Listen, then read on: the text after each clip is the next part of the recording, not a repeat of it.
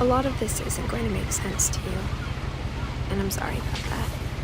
I'm just going to start at the beginning, with the house.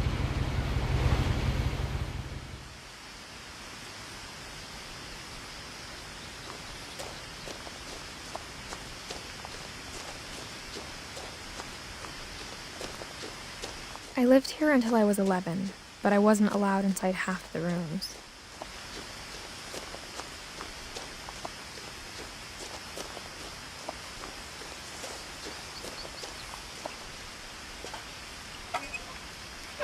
Inside the mailbox were bills from 7 years ago, marked urgent, open immediately.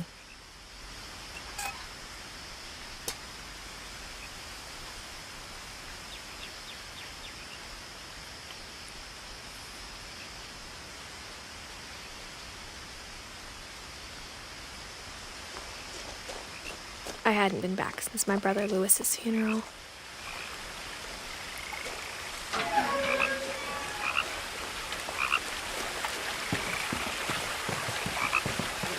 In her will, my mother left me a key, but didn't tell me what it unlocked.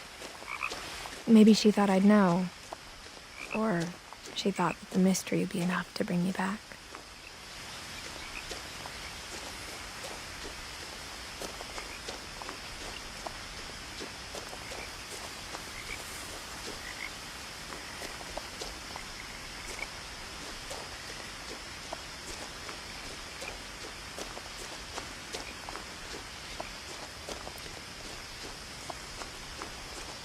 No one had driven this way in a long time, but I saw a few hoof prints.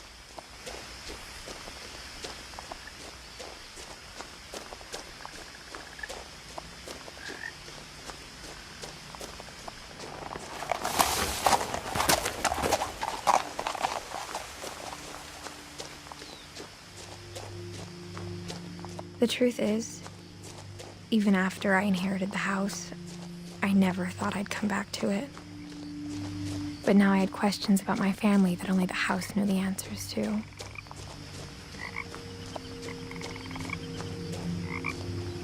The house was exactly like I remembered it, the way I'd been dreaming about it.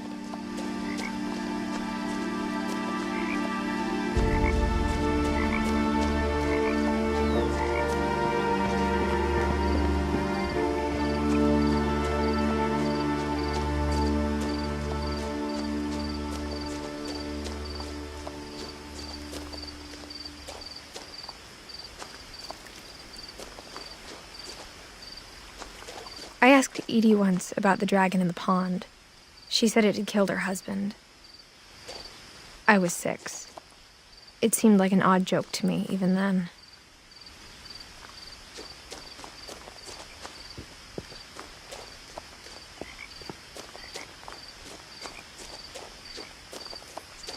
As a child, the house made me uncomfortable in a way I couldn't put into words.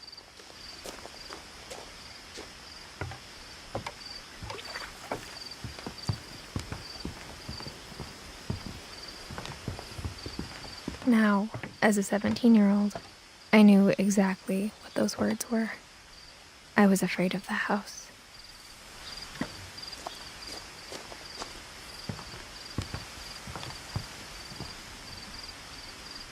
I hoped the key might unlock the front door.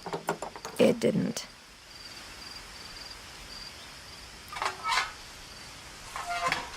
Looking in, I felt like the house itself had been waiting for me.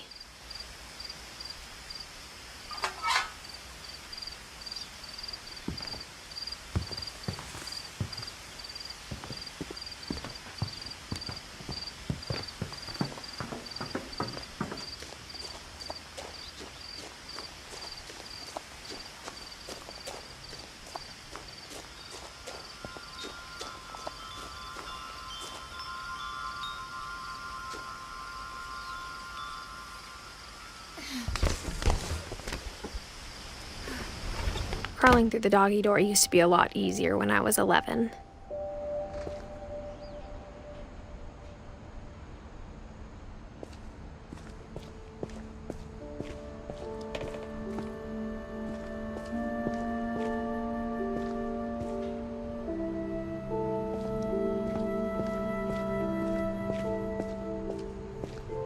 For the first time in years, I felt like I was home.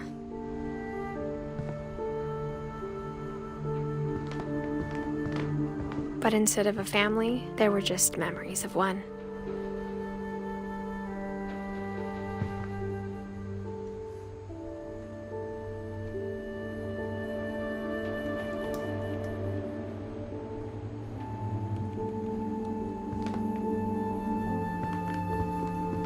Like how only one restaurant would deliver to our house, so we had Chinese a lot.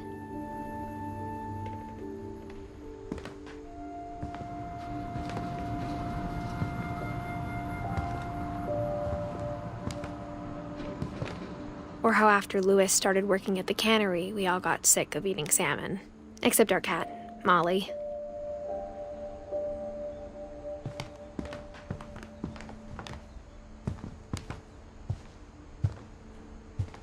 The table was still a wreck from the night we left. It was like a bomb had gone off, killing everyone but sparing the furniture.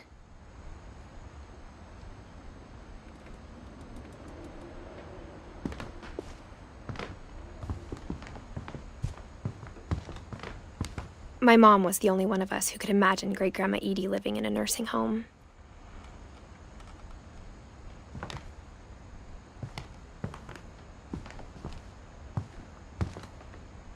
Nothing in the house looked abnormal. There was just too much of it, like a smile with too many teeth.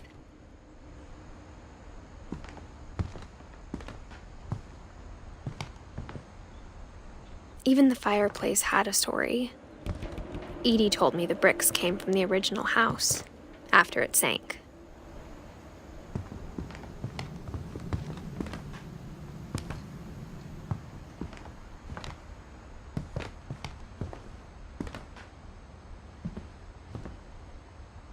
Mom always told me to stay out of the basement, so I wasn't too surprised when the key didn't fit.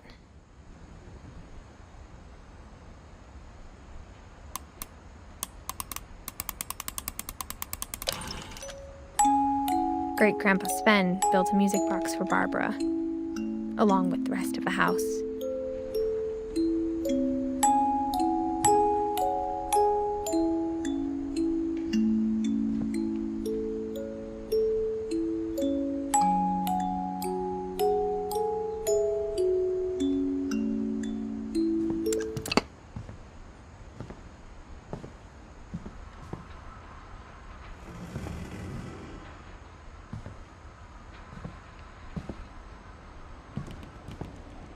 My mom wasn't much of an optimist, but she never stopped believing that my brother Milton was alive.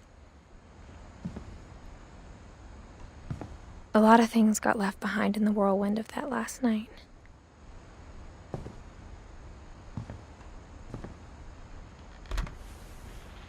Edie told me once that every Finch who ever lived is buried somewhere in the library.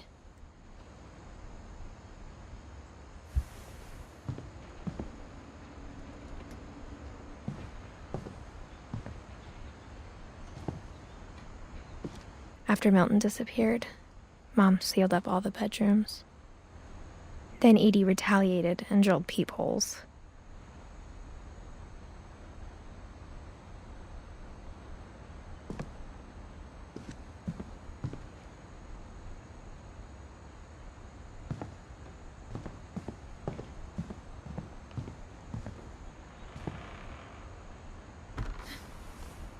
The last time I was in Edith Sr.'s room, I was 10 and she was painting my portrait.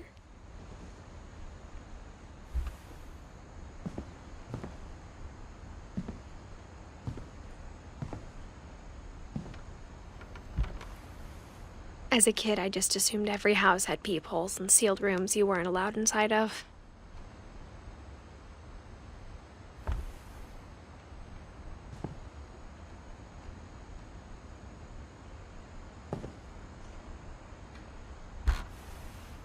My Grandpa Sam spent 7 years sharing a room with his dead brother, Calvin.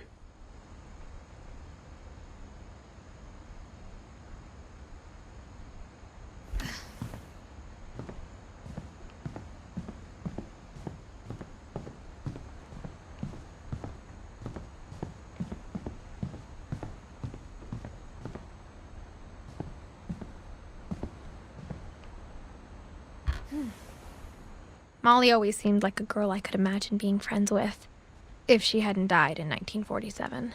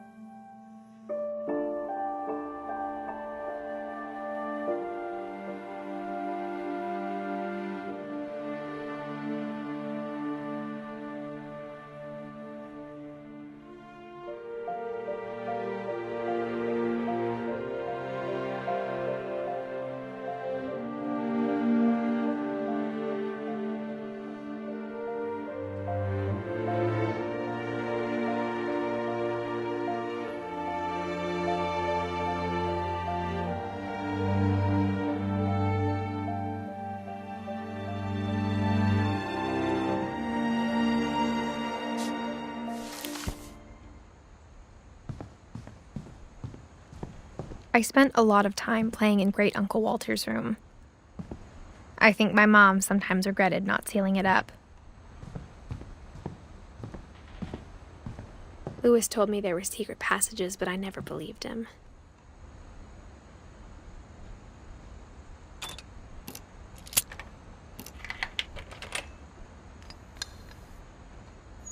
Turns out, my mom was really good at keeping secrets. Now it was time to find out what my mom had been afraid of.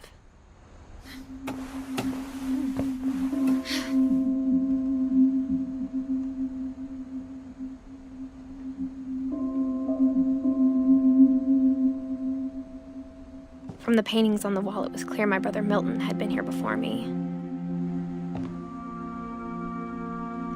Reading this, maybe it sounds like I had a plan. But I had no idea what was behind that door.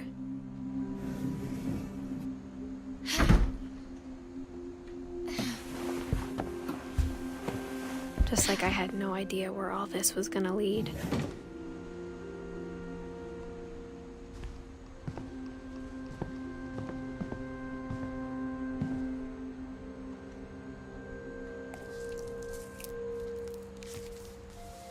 December 13th, 1947. Dear Diary, I'll be gone soon, but I wanted to tell somebody about what's gonna happen. It started when Mom sent me to bed without dinner. I woke up and I was starving, so I looked around for something to eat. The gerbil food was dry, but I didn't mind it.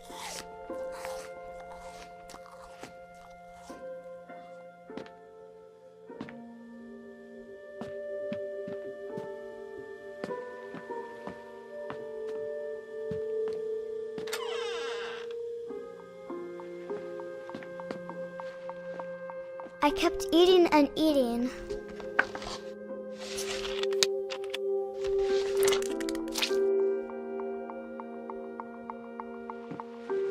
I ate a lot of things that night.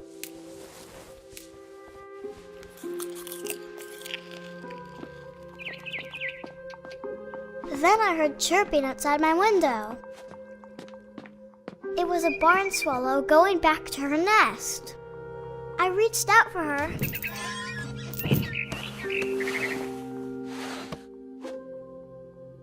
And suddenly, I was a cat.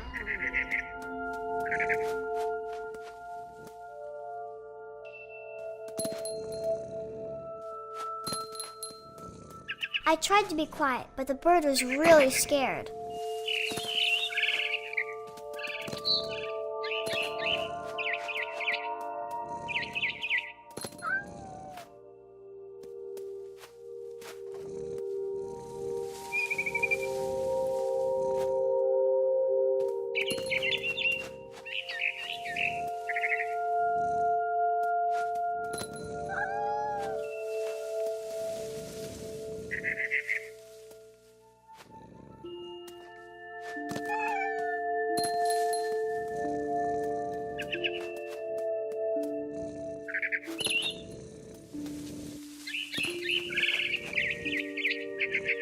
I jumped and I almost got her.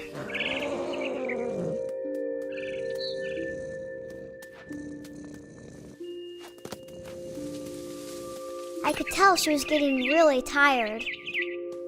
And now I was up in the big tree. I promised Dad I wouldn't climb it anymore. All I cared about was eating that mama bird.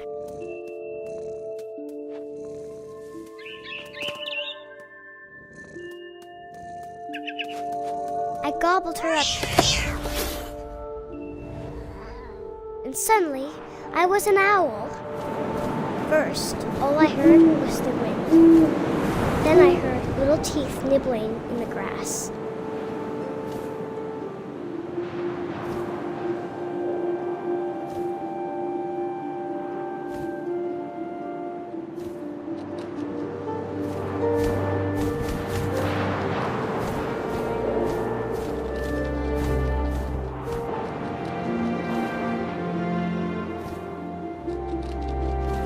Rabbits.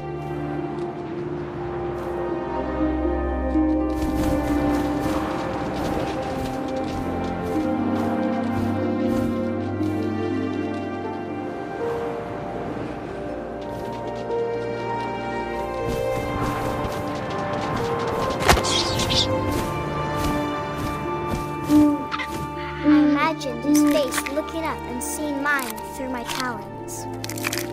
I swallowed him up, and I didn't chew one bit. Then I flew off to find something bigger.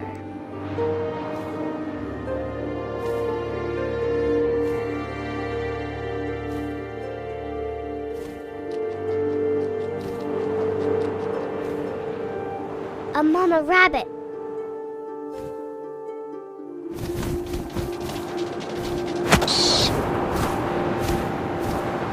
She was almost too big to carry. I started choking, but I couldn't stop eating. And suddenly, I was a shark.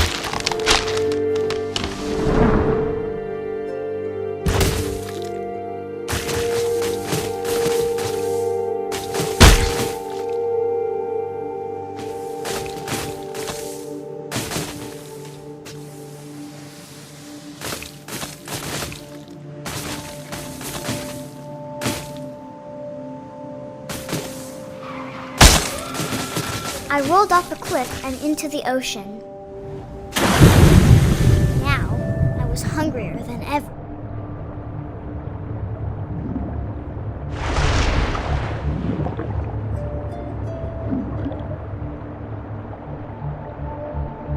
I wanted fat, juicy seals.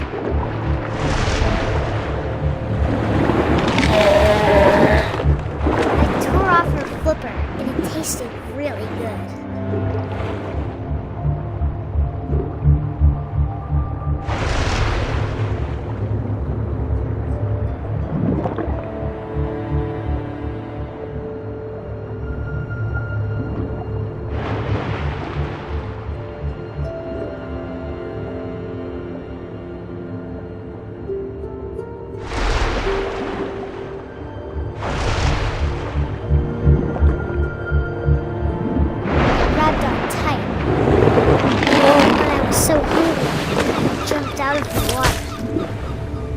Opened my eyes, everything had changed.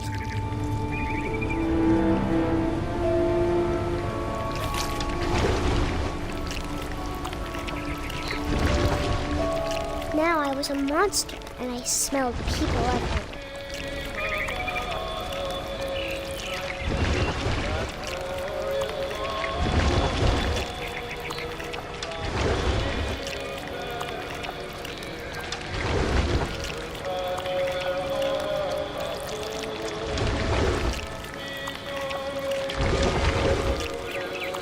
I was big, but I moved real quiet.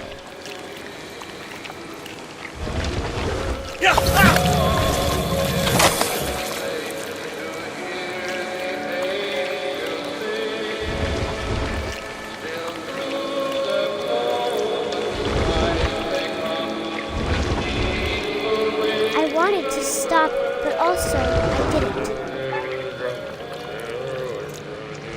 Drunken sailor was a drunken sailor. His belly was rusty razor, his belly was rusty razor, his belly was rusty razor.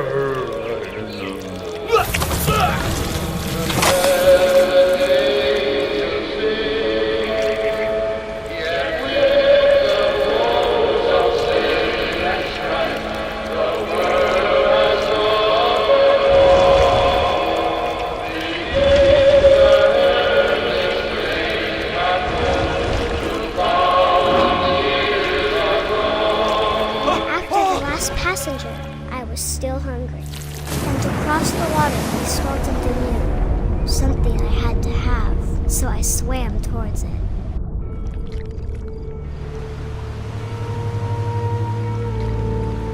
I slithered onto the sand, and the good smell went into an old pipe.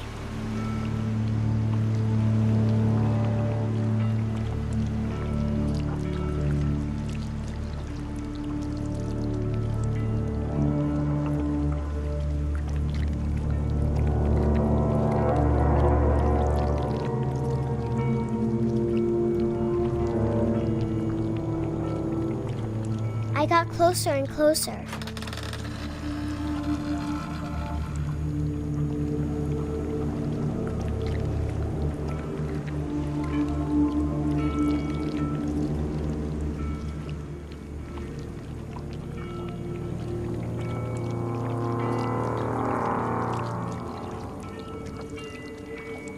All of my stomach started growling.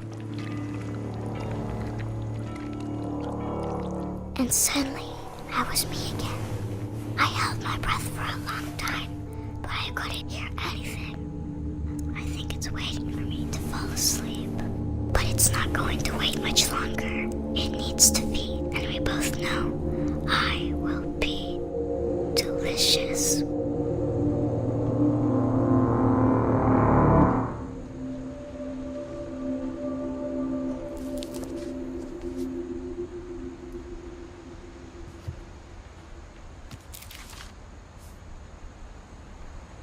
I'm not sure if I believed all of that, but I'm sure Edie would have.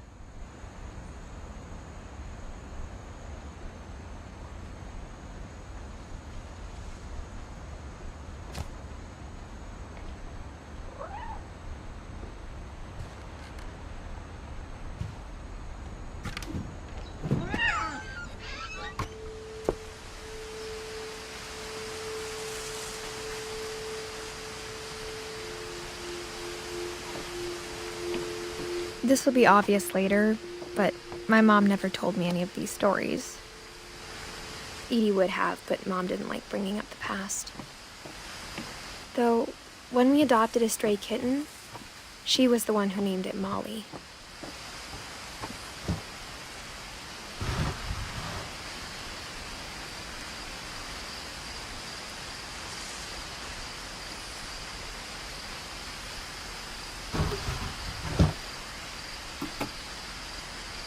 I spent a lot of time in Great-Grandma Edie's room.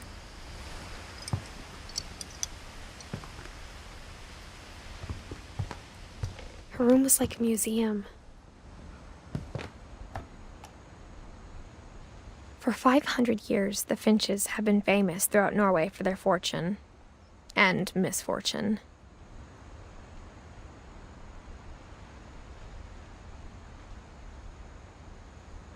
Odin Finch buries the latest victims of the family curse, his wife Ingeborg and their newborn son. On January 7th, 1937, he set sail with his family and his house, hoping to leave the curse behind. But 40-foot waves off the coast of Washington send the house and Odin to the bottom of the sea. Odin's daughter Edie, with husband Sven and baby Molly, step ashore on their new home. Orcaside. Odin Finch is the first to be buried in the new family cemetery. His daughter Edie is already dreaming of a new Finch house.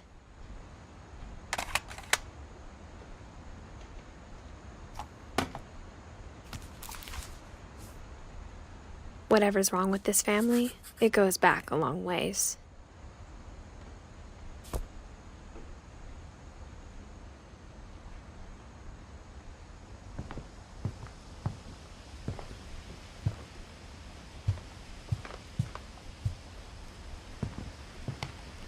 One summer, they evacuated the island, but Edie refused to go.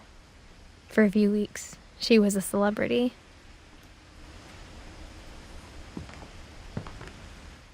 I hadn't thought of myself as Edith Jr. for a long, long time. Edie gave a big interview about a mole man living under the Finch house. My mom was furious. When Edie told people Sven was killed by a dragon, she could also have said he was building a dragon-shaped slide that collapsed. She could have, but she didn't.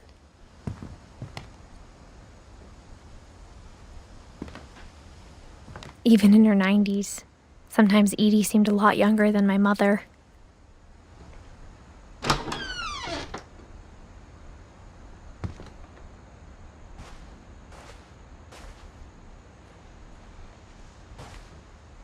The only trace Grandpa Sam's first wife, Kay, left on the house was the pink bathroom.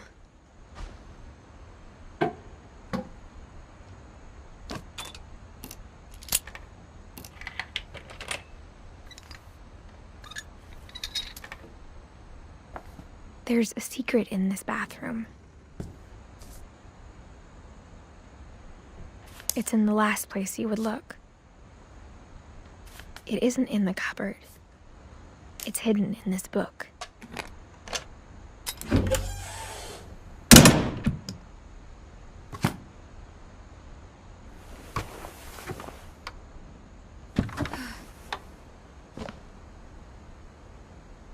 Sven gave Sam an old camera he'd refurbished. He never put it down.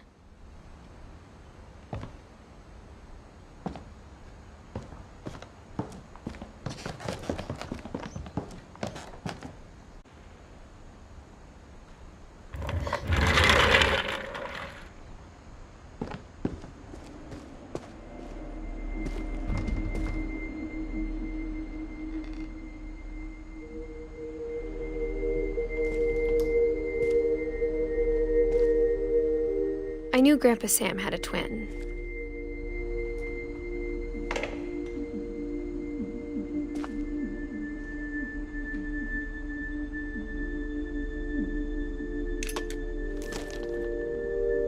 And that he never talked about him.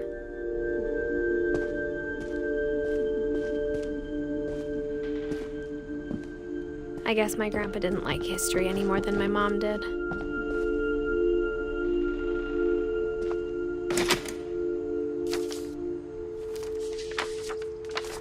How I Want to Remember My Brother by Sam Finch. The thing I remember is that when he made up his mind, that was it.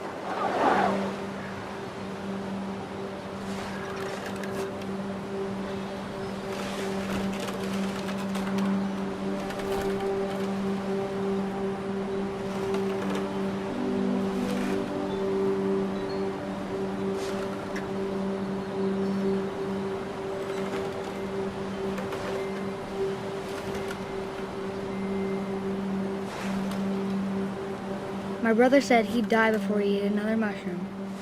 And he did.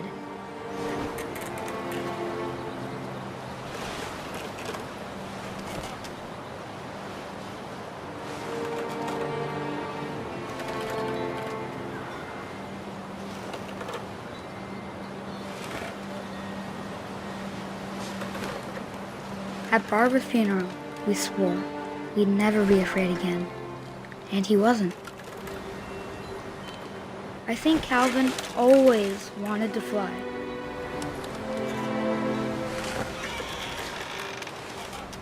Sam! Calvin! Dinner's ready! Coming! But that day, he finally made up his mind to do it. I told him going around was impossible. Maybe if I hadn't said that,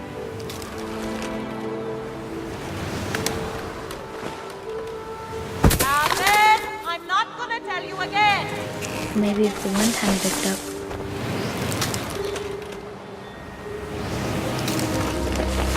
then maybe he'd still be here. But I doubt it. I think he'd already made up his mind.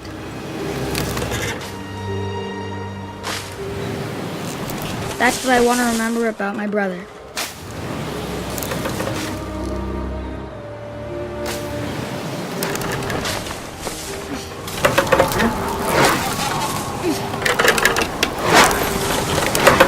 The day he made up his mind to fly. And he did.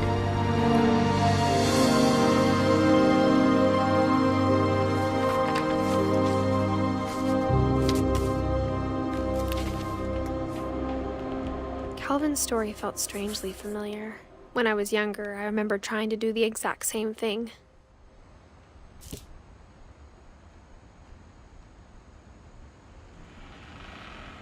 After the funeral, Edie roped off Calvin's half of the room.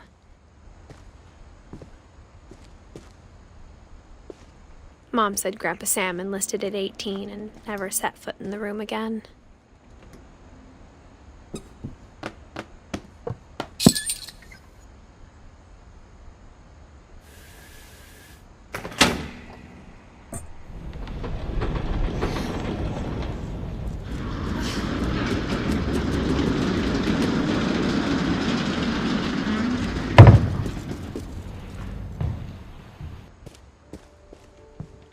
The passages were a pretty tight fit. They'd obviously been built for smaller hands and bellies.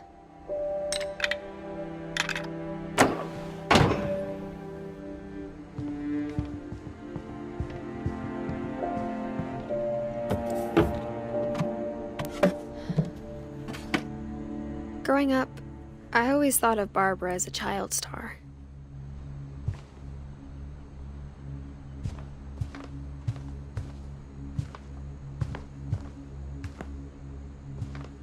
I never thought about how hard it must have been for her afterwards.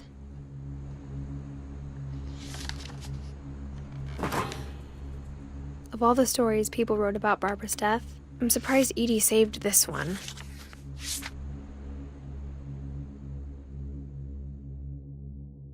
Old Jack here with another ghastly tale inspired by America's most unfortunate family.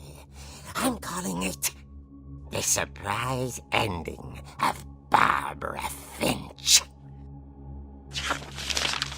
As a child star, Barbara was famous for her scream. Now at 16, she was all washed up, a has-been. But in a lucky break, she'd been asked to perform her signature scream at a local convention for monster movie fans. It was just the boost her career needed. Unfortunately, her scream hadn't aged well. Getting better. I think you just need the right motivation. Her biggest fan and current boyfriend, Rick, was about to demonstrate when... Now that was a great scream. It was Barbara's father, Sven. He'd slipped into a table saw and had to be rushed to the emergency room. So Barbara got stuck babysitting her youngest brother, Walter. Her convention comeback was canceled. Okay, I'm hearing frustration, but I'm not hearing terror. What if I tried... A gang of hoodlums in Halloween masks have been terrorizing Orcas Island tonight. Police are urging residents to... That came from the basement. You're right! Also, I loved your delivery on that. Why is your basement door locked? Because my dad likes making puzzles and secret passages. There's a key hidden in the music box. The secret is to keep winding and winding until finally the key pops out. Thanks, babe. I'll be back in a sec. 20 minutes later, Rick hadn't returned. So Barbara went to look for him, right on cue. She reached for the music box.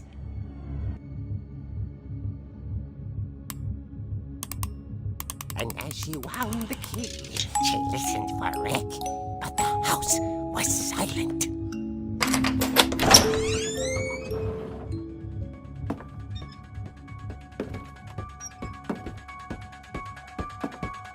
She found Rick's crutch and imagined the worst.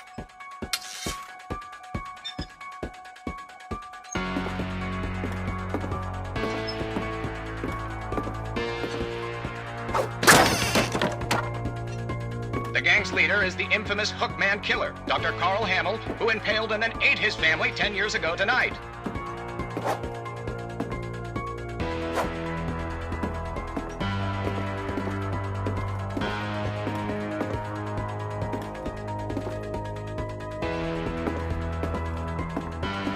The old fridge rattled and grew still.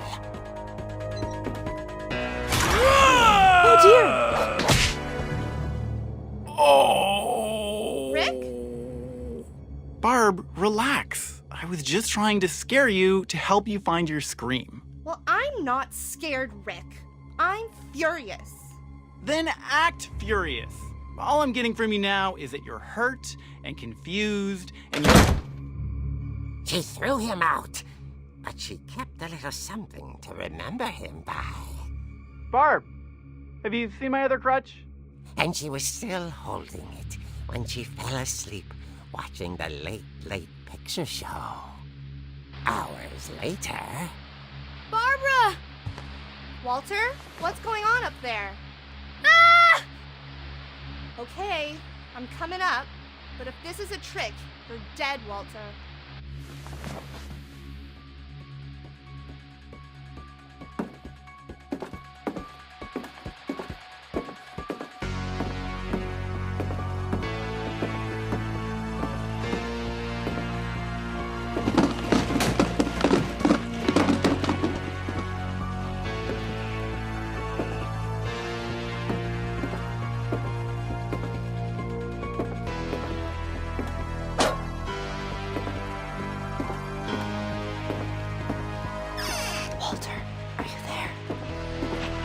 Walter had vanished, but his bedside radio was still on. Orcas Island police describe the man as 6 feet tall, with a steel hook for a hand. Residents are urged to lock all doors and windows and notify the police of any suspicious activity. Barbara turned, saw the hookman, and was speechless. He was quite smashing.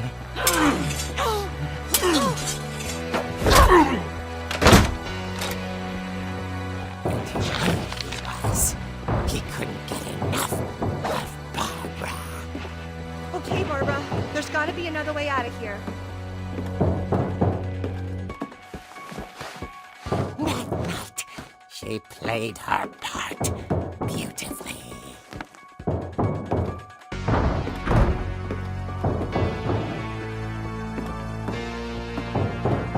She thought about abandoning Walter, but just couldn't do it. Molly's door hadn't been opened in years. The hinges groaned.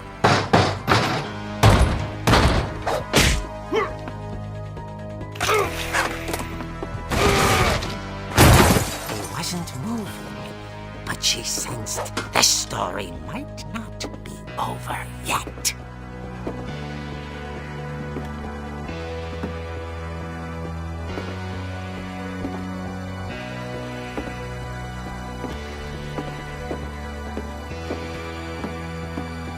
The hookman had vanished. She listened for his breathing, but all she heard was...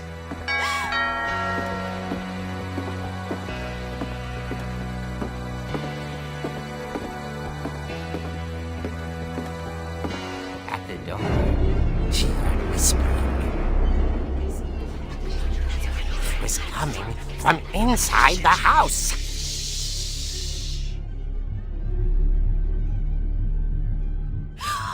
Oh dear. The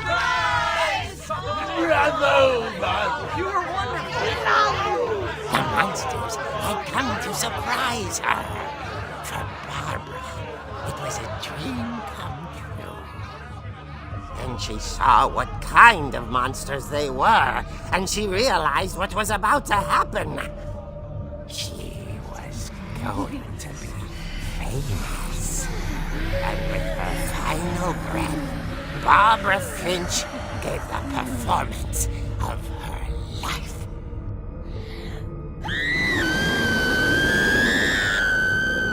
I wasn't there myself, but I hear Barbara was magnificent. Poor girl. She had a taste for stardom. But unfortunately, so did her fans. Of course, the police blamed it all on poor Rick, who disappeared the same night. And little Walter? Hiding under his bed the whole time.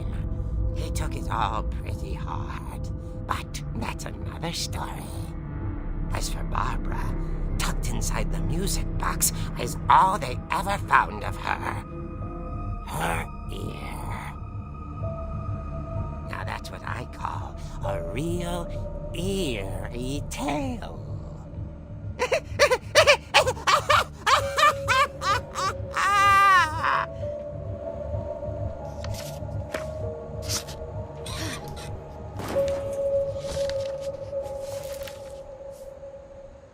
Edie told me all Barbara wanted was to be remembered, as absurd as that comic was.